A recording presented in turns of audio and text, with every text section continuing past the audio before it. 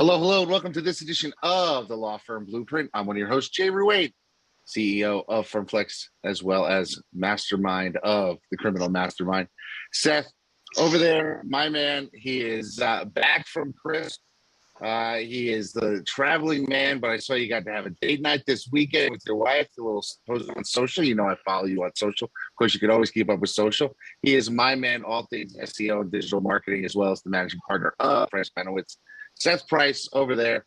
Seth Jay Price, the Jay Show. That's, I rarely bring that up, but it is kind of crazy. It is crazy, like my entire life, because Jay as a name and as an initial, yeah. It's used a lot. I mean, even Tyson used to call it Seth Jay, and so it's just funny that I never put two and two together until we started the show. So how's your week going? It was going good. Chris was quite an incredible sort of just sensory overload. It was probably the largest B2C gathering of lawyers, period. It was really quite extraordinary. Sort of what Avo would have done, maybe had they continued, but not many people had the balls to do what was presented. It was definitely big picture, people like Schwarzenegger, Mr. Wonderful, just really, got you out of the office, made you think. So I really enjoyed that. And got home and spent some quality time with the kids and my wife. So so it's interesting that you bring that up, because sometimes just changing where you're sitting can force you to look at things from a different perspective. And I would recommend to everybody in our audience, if you have an office, go and work at a at a WeWork or some sort of other shared space for a day, and think about your, how you approach your office, because you can change up your perspective and really make some things that make a difference to you long term. I'd go one step further, which is yes, that's awesome. And look, I take this to the nth degree, but that when you get on a plane and you go somewhere, whether it's NTL or any of the few conferences you go to, stuff happens, interactions happen. I spent some quality time with the Jersey boys, both on a personal, professional level.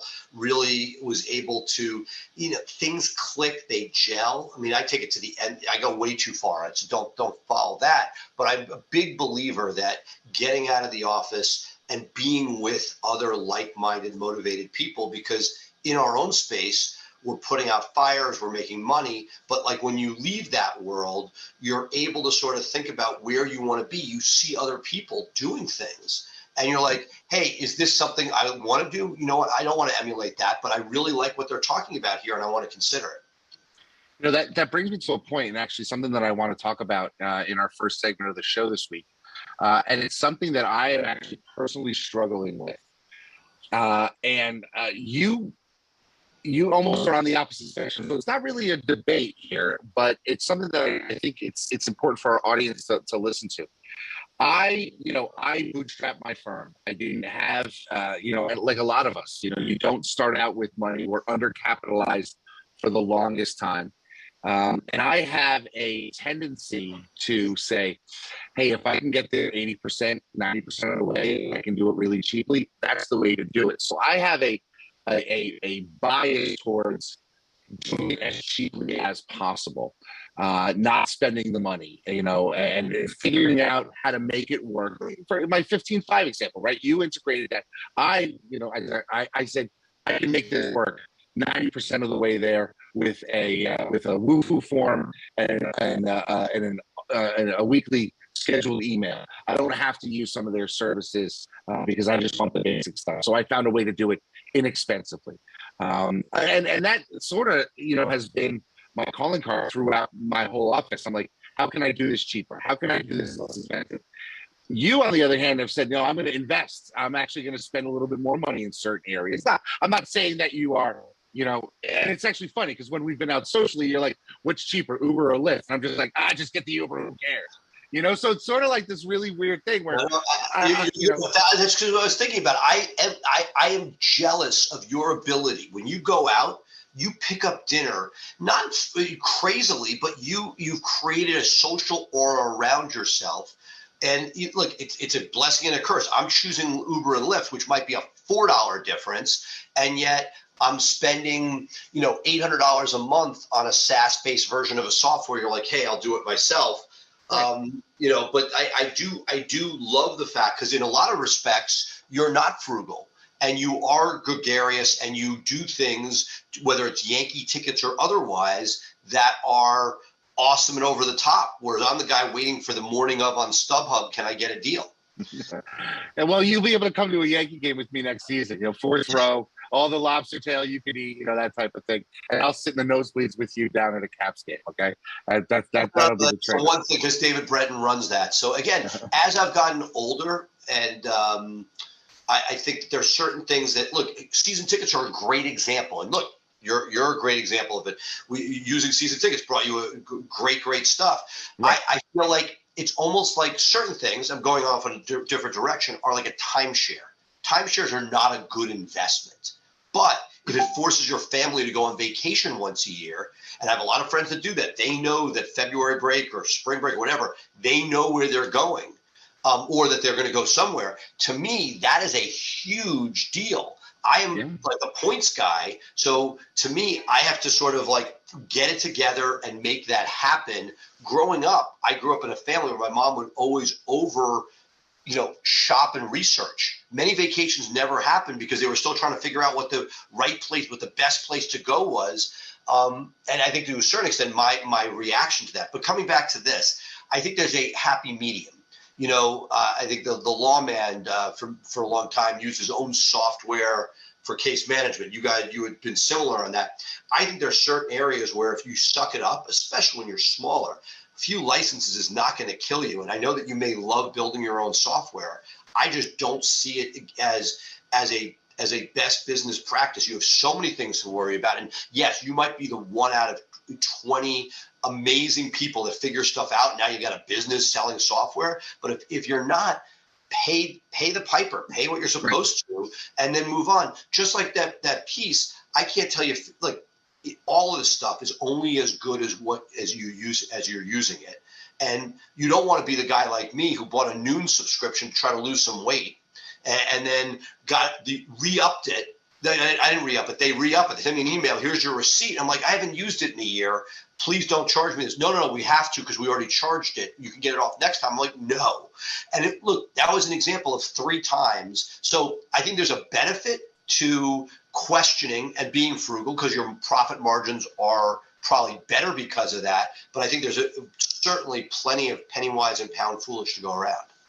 Yeah, the interesting thing, I mean, we talk a little bit about the reason why we invested and continue to invest in our own software is because when I started scaling, the software didn't exist in the market and there was no clear. So I had put in, $200,000 and $300,000 before all of these other products that ostensibly are better, right? Because they have, a lot more bells and whistles. They have a lot more functionality. But for now, me being as entrenched as I am with all the additions that I've made to it, to transfer over, to go to a new file, go to something like FileVine or go to Clio.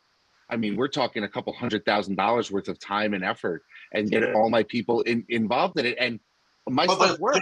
But okay, I'll challenge you. If you really want to step away, can somebody else be the one who builds and manages this pyramid you created? Or are you a person in my office now? Right. When they leave, what happens? And the question is, so for me, our system is built on FileMaker, which is it's a world-class database product. There are hundreds of thousands of FileMaker developers that can take it over and do it. And I would argue you're successful despite it, not because of it. And it works, Right. It's less expensive because Lord knows software used to be. When I opened a mini storage place like 20 years ago, you bought software and you update it every 3 years, right? It was and we were done. Now it's per seat per month. I mean, this stuff is not for the faint of heart. At the same time, it works, and if you can focus on other things in your practice, God bless. Yeah, I mean, and that's one of the challenges I know I have personally. People come to me with ideas, and I'm like, I don't know if I want to spend that kind of money. Like having a staffer that's an auditor. I found I was resistant for years, but now we have somebody doing it. It's opening eyes. It's making this better. We're finding savings. in other areas because we're paying attention to things. Things aren't falling through the cracks. And so in that respect, I don't want to be penny wise and pound foolish.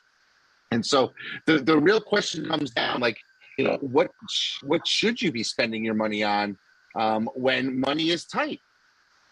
Well, two things. First, is your sound quality at my end? Yeah. Your sound is funny, so as long as we're good, okay. And look, there are a lot of different ways, and some of the advice depends. Like, should you buy a place first, rent? Right? If you're in a small market, you're not going to expand, and you can afford to buy something. Right. Freaking awesome. My mentors are always like, get the space you need so that you can expand. We're right now at a point with COVID and everything else. First we expanded, then we contract. Now we need to expand again. Now the question is, with everybody outside of DC, we're moving to a suburban footprint. I'm fighting people. I want them to be hotel style, and some of the guys don't want to. They want their freaking desk, and I'm like, well, there's no desk. And anyway, so I think that it is a constant challenge to push back and say, where are you spending money, and making sure that you're not skimping on stuff that can make you money. And look, we all do what we like. You like your software. You like the fact you put on software. So if it brings you some joy and it saves you some money, awesome. The truth is, there's a certain amount of brain power that because you're doing something outside of the box, that if you really wanted to detach, that would make it harder, I believe, than if you had something that is turnkey, where there's another group that's charging you money because they're watching it every month. Right. That said, again, it's, are you putting your money into the things that make you money or that free you up time-wise to do those things? And I think that is a constant piece layered on top of what do you like to do. And if it brings you some joy in the geeked out world we live in, great. But there are times when, I'll give you this story. My dear friend of the family had his own business. He went from a driver in an air conditioning company on a truck to owning the company in New York. And he went to meet us after work one day, and we were at the old Yankee Stadium, and he wanted to meet us. He got there in like the fifth inning, and he's walking around with a $5 bill trying to bribe his way in with one of the ushers at the ticket taking thing, and nobody was biting. He looks over and is like, you could buy a general admission ticket for $6 and just walk right in and not have to wait out there for another inning and maybe get arrested or whatever. Right. The point, there are times when it may be incrementally more, but it's just going to make your life easier and do it. And not that you should be a spendthrift, but know that money can't. One of my sayings, the book that I'm writing a book right now on SEO, but the book that one day we'll write, money solves almost every problem. That said, if you spend too much of it, you don't have profit margin. But knowing that you can, client is furious. This is the worst thing ever. You want a $1,500 credit back? I'm the happiest person ever. Employee, this is terrible. This is terrible. Here's a $5,000 bonus. I'm good. I mean, each of these things play a part. And I think that you're constantly trying to figure out that balance between efficiency and money. And again, if you really don't have the cash, you got to pull back. But if we're talking to an audience of people that are trying to build and grow, that you need to sort of be able to put things in place to allow for that. And part of what circle back to our first topic as we conclude this, getting out of the office and hearing what works for people and doesn't work. If 15.5 gets higher engagement, great. You're a force of personality. You may not need that. I know for myself, when I just sent out the WUFU forms, my engagement plummeted. The elegance of the SaaS works at a much better level because at the scale that I've created, I can't go and touch the people to make them do those things. Gotcha. Well, and the reason why I bring this up about the frugality is that it's the middle of November now. We're coming into December, and December is what I call cut month. And so what I do in the month of December is I actually look at all my providers and I start to see where there are savings. So we'll look at the cell phone plans of the lawyers in the office that have cell phone plans. Back in the day, it was our copier lease and that type of thing. Our internet access. Back in the day, you still have it. You may not use it as much, still there. Copier? Yeah. We don't have a copier. We haven't had a copier. Oh, no, we got rid of that like 10 years ago. And I can remember everyone saying, you're crazy. Why are you getting, all of my staff were revolting. I said, look, Scan snaps and printers on every desk solves the problem. And essentially printers, I hate, it's terrible for the environment, but printers are at a point now where they're essentially disposable. You need a new one, you just get a new one and you move on. And we've been able to get rid of that expense because I looked at it every year and said, what can we do that was different or better? Mutual friend John Knoxhazel will tell you, take your top 20% of your top 20%, of your expenses, that very often are 80% of your total spend, and hit those first. Like, it's one thing to say, hey, I could save $1 here or $1 there, but like, where are those really, really large ones? Big savings. Yeah, absolutely. And so I do that every December. I mean, back when we had a divorce practice, people weren't getting divorced in December necessarily. Divorce is not in-house? Not in-house anymore. I've shipped that off. We are really sort of narrowing our niche.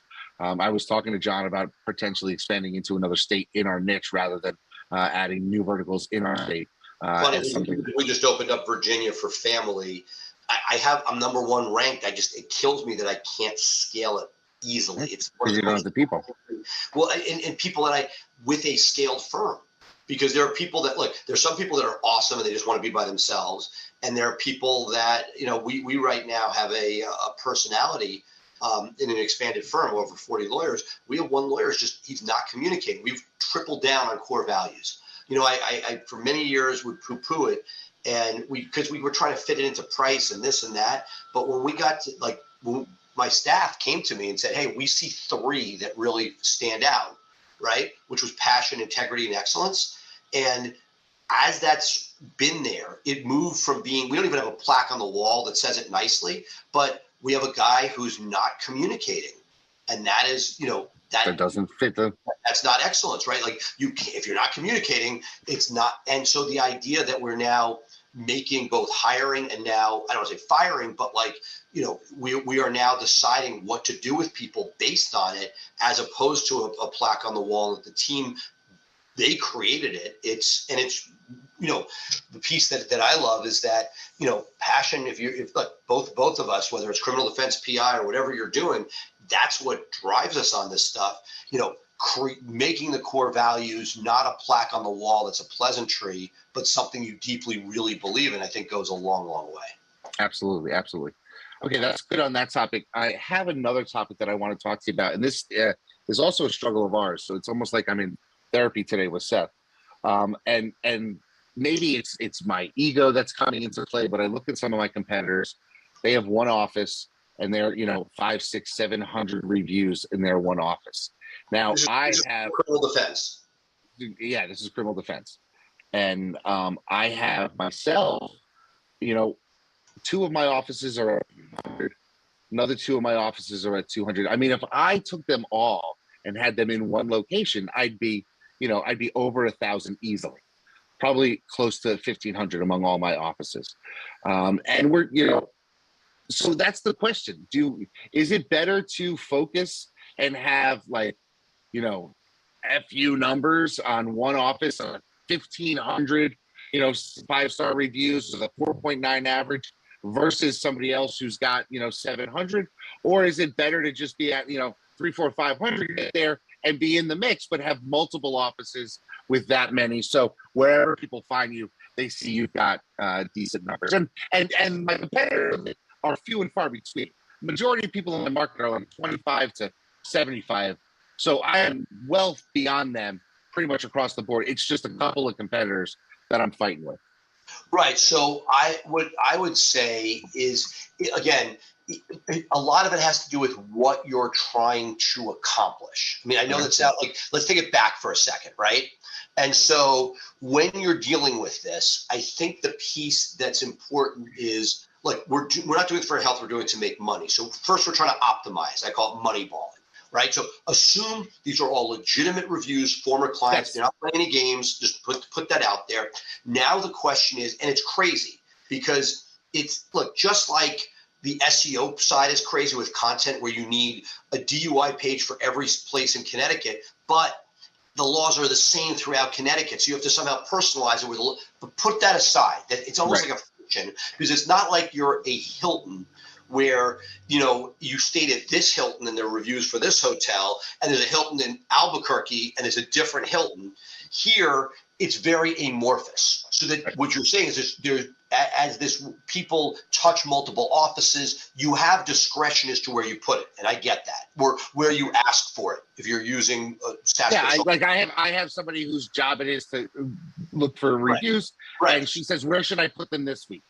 Understood. What link do I direct them to? Absolutely. So the first thing I'd say, I'm looking at Google. You want to make sure you're doing nothing that looks spammy in any way. Not natural. Second, ironically, just this morning, there was an article in one of the trusted trades in the SEO world talking about the fact that Google is now showing how many reviews you've left in an area, which I thought was fascinating. I don't know if you saw that this morning. So now what they're trying to do is prevent the paid reviewer who's reviewing crap all over the country, wherever they're paid $1, and saying, okay, no, you're really in New Haven. This person's reviewed 17 things in New Haven. It's more likely that that's real than the guy who's reviewing the Jiffy Lube in Denver and the Gap in Tulsa.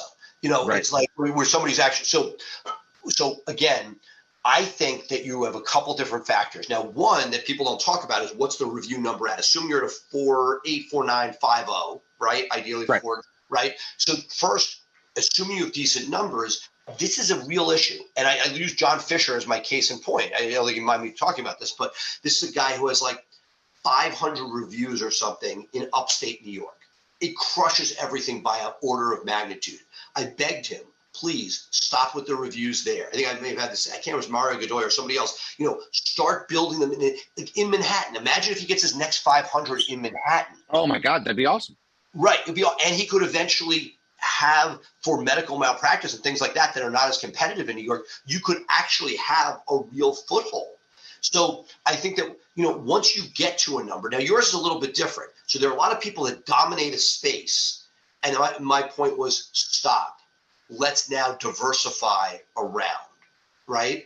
And that once you sort of, if you look at it, then it's an easier question to me, because if your closest competitor has 300 and you have 500, you want to keep an eye on it. But having 5, 6, 7 isn't going to make a difference. There's some people that have 500, their next one has like 75. Stop the insanity and diversify. Second, let's say it's close and you have the most, but it's only by 100, 200. You want to keep an eye on that and maybe sprinkle something once in a while. Yours is I think, the most difficult of the questions, as why you asked it, in the sense that there's no right or magic answer. Part of it is what makes more money. I would say to you, the only reason to double down on the main office and try to compete with that and maybe add enough to be in that world is what is coming up on a statewide search. So that's the one piece, because normally I like what you did. Right? I want you to spread the reviews out statewide, because you're going to make more money if you dominate all but one place. Right? You already dominate the state, but yes, this one crazy guy who does traffic tickets can, in volume is beating you. Right? And yet you have your criminal practice, which isn't nearly, because Mr. Speeding Ticket got tons more reviews. Right, exactly. I mean, I could fold those in if I wanted to. Nobody cares about saying they got a speeding ticket. They don't really want to talk about the sex crime you got them off, or the DUI they got them off. So what I would say is I applaud what you've done and stick with it, unless that main office is what comes up on a statewide search and the other statewide searchers have it. And that's the one place that I think you have to be careful, is that there are times that you can win the statewide search. Although, frankly, I have found the statewide search does not make you nearly as much money as the local search. There's a reason that Google keeps showing the local piece. So I would say stay the course, unless when you're experimenting and doing incognitos in different parts of the state, you have a location that's showing statewide really well, and that you're not competing against other people with a large number. And part of it is punt on that one office. Who cares? Get the rest of the geography with a meaningful number of reviews, because of the proximity update that hit November, December 21. It's going to do you more good. I'll show you one. It literally hit this morning. It's funny how you bring this up, and I wasn't even thinking this way. We dominate for criminal in the DC DMV. In DC specifically, criminal does well everywhere. It's such a strong, powerful profile. DUI with our main, with our single NAP in location in DC is doing well on one side of the city, but on the other side of the city, which is a wealthier side of the city, there is much less visibility in the 3-pack. I don't really want to have a second location in DC, but I have an attorney in my DC office whose listing is suppressed because you can't get two in the same building. So I'm like, okay, I have an asset with 100 reviews on one side, and nobody can see it. Nobody can see it, and it's an old one. It's 10. The guy's been with me 10, 11, 12 years. He's an amazing lawyer. Should I be moving that to the other side of town? I know in Connecticut, you're like, no problem. In DC, it's sort of like I would, do I get ourselves an office on the other side of town? The right answer is yes. You're like, what the hell are you doing? Why are you not doing this? And the answer is I should probably do it. I think at one point we did when I had a secondary office on the other side of town, and I never went back to find a place that could go. But that's a great example. I can get the heat maps potentially to show you that we're missing a bunch of location, which would go to, you know what? Be in play. And is your competitor with all those high reviews? Are they 5 stars? Are they like a 4.8, 4.7? They're 5 stars. I mean, it's our mutual friend. I mean, okay. That's my main competitor in the space. One of Seth's fraternity brothers is my main competitor in the space. We get along. I mean, but he's not by your home office. That's just one of your satellites. Yeah, I actually moved that satellite away. So it's a good academic. You're not taking him on. Give him his space, and then you'll get your other space. Which is why I thought you'd make more money together than apart. Right. So that's what we've done. We've actually moved away from trying to compete head to head because I can't keep up with his review count in that local area because he's getting local people with local reviews, and we've got to. The irony of this story is he probably sends you most of the DUIs because he focuses on another area of law primarily. So it's all working out. It's all working out fine. I mean, that's the thing. We're heading into the end of the year, and that's a great time. Unless you're really firing on all cylinders, take some time, maybe change your perspective, call your office or have somebody call your office and do a sales call where they shop you and make sure that you're getting they're getting added to your mailing list and following up and all those things. Be part of that conversation. Make sure. I mean, even if you're a solo with somebody, you've outsourced your answering of your phones. It's wise to have somebody check on that to make sure that it's being done in the manner in which you told them to do it. Right, Seth? I mean, this is the time as the holidays come and you've got some downtime. Well, look, any time is a good time. This is the logical time. Again, thinking about when you have made money. Are you, we historically have tried to prepay rent towards the end of the year. Anything you do, if you got the cash, why not, why not take some expenses now? Yeah, I mean, buy Amazon and Apple gift cards because we know we're going to use them all year. So we'll get that off the books. A lot of people sort of prepay Blue Shark. It's like the idea is anything rent, marketing, anything you can get into that calendar year, your account will thank you. Absolutely. I'll say one thing about the secret shopping that made me think as we sort of wrap up was a funny story. I think you were here. May have been Hanel or David Hanel, one friend of the show. If you make your secret shopping calls, put a little bit of thought into them that they aren't. Because remember, I don't know if you remember, we made a secret shopping call. It was a terrible experience. Like the guy basically gave him a short shrift, and it was like, what the fuck? The guy came upstairs to the office when we were all under the roof, and he's like, I knew it was crap. Meaning it was. Make sure that when you do them, that it comes in the regular cadence. If you've never listened to any of your recorded calls and don't know what a call list sounds like, the odds of you being able to make a call that sounds people, in your intake as they get good, they get very savvy as to what nonsense is. So if you're going to do them, make sure that it sounds like a real call and not one that they're like, I don't know what's going on, but this is not real. Yeah, absolutely. So that's going to end it for this show. I'm actually getting off the call with you, Seth, and heading into the Firmplex offices. We're actually launching a new product this week. It's been in beta for a while. but it's our social super system that we've been working on. My brother did some really good tinkering behind the hoods, and we actually set it up where everybody who wants to try it out can get a free trial. So 14 days of social media marketing free if you sign up at bigfirmflex.com. So I wanted to put that out there for people who might be listening, something that they're interested in. So definitely check out the website and see if it's something that interests you. And we also have, as we end here, we put a whole thing of ebooks people can license from us. PI, criminal and family law. So if you're in the market for ebooks and you want to purchase some and get them out there, you can. So I just wanted to put that out there for people because there's some exciting times going on at FirmFlex, and I wanted to share that. Awesome. Can't wait. I'll have my guys beta test it. Look forward to it. Have a great week, and I will see you soon. Awesome. Thank you much. Have a great day, folks. We'll see you here live every Thursday, 3 p.m. Eastern, 12 p.m. Pacific. And of course, you can download the Law Firm Blueprint podcast wherever you get your podcasts. I am Jay Ruane. He is Seth J. Price, and we are the Law Firm Blueprint. Bye for now.